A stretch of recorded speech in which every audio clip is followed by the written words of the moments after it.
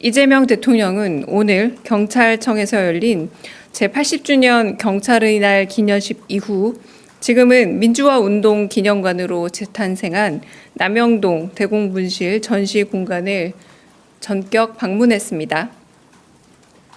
남영동 대공분실은 과거 군부 독재 시절 경찰의 어두운 역사가 남겨진 국가폭력의 상징적 공간입니다.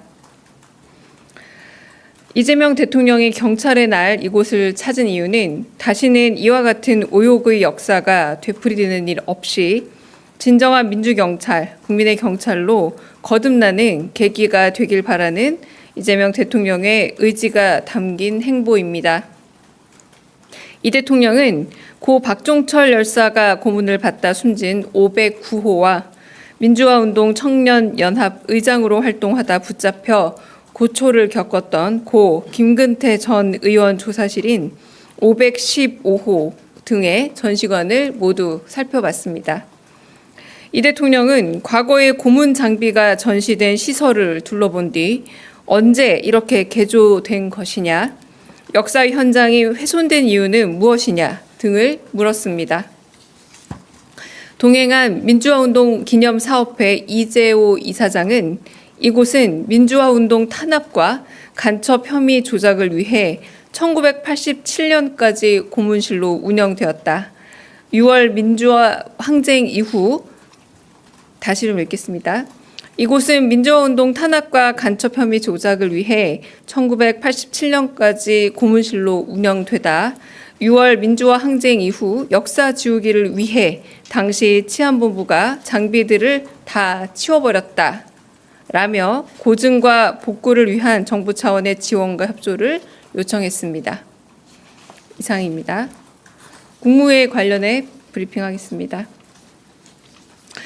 이재명 대통령 주재로 오늘 오후 제46회 국무회의가 열렸습니다. 모두 발언에서 이 대통령은 최근 코스피 지수가 연일 사상 최고가를 경신하고 있는 점을 언급하며 합리적인 투자 문화를 정착하기 위한 정책 의지를 재차 강조했습니다. 또한 다가오는 헬로윈데이 등 지역 축제와 행사들에 대한 안전관리 대책을 논의하는 과정에서 이재명 대통령은 지자체라는 명칭을 지방정부라고 부르는 것이 더 온당하다 제안하며 지방정부도 지역 주민들의 권한을 위임받은 만큼 정부에서도 관할 업무에 대해서는 함께 신경 써줄 것을 요청했습니다. 부처 보고 이후 이 대통령은 국정과제, 산업재해, 보이스피싱 범죄 등 여러 현안에 대한 대응 현황을 점검했습니다.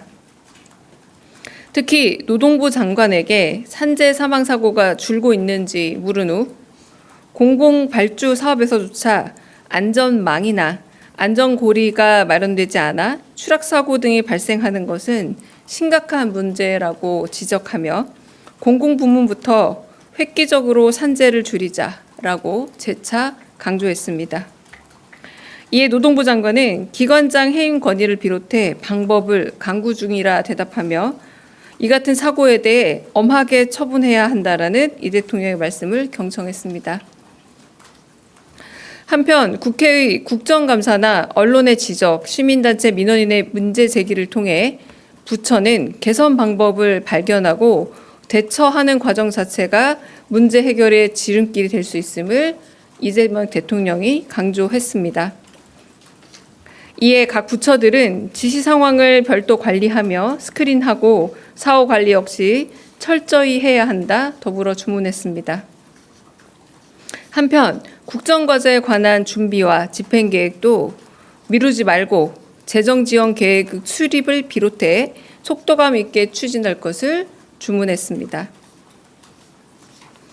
이재명 대통령은 보이스피싱 범죄나 마약 범죄들이 점차 국제 사기 행각으로 확장됨을 우려하며 쉽지는 않겠지만 외교, 검찰, 경찰 등이 문제 해결에 공조할 것을 주문했습니다.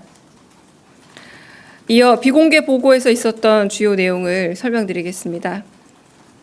우선 국무회의에 있었던 대통령 지시 추진 상황 및 부처별 리스크 집중관리 추진 상황에 대한 보고가 있었습니다. 이 대통령은 국무회의 중 대통령 지시사항과 부처별 리스크 관리 상황에 대해 부처가 잘 대처할 것을 요청했습니다. 또한 각 부처별로 주요 현안, 다시 읽겠습니다. 또한 각 부처별로 주요 현안 중 논쟁적이거나 대내외적 장애 요소가 있는 사안, 그리고 진행이 잘 안 되고 있지만 꼭 해야 하는 사안 등을 분류하고 정리해 보고할 것을 지시했습니다. 부처 보고 이후에는 외교 안보 보훈 전략에 대한 관계 부처들의 토의가 진행됐습니다. 이날 토의에서는 아펙 정상회의 준비 계획, 한반도 평화 정착, 방산 4대 강국 구현, 국가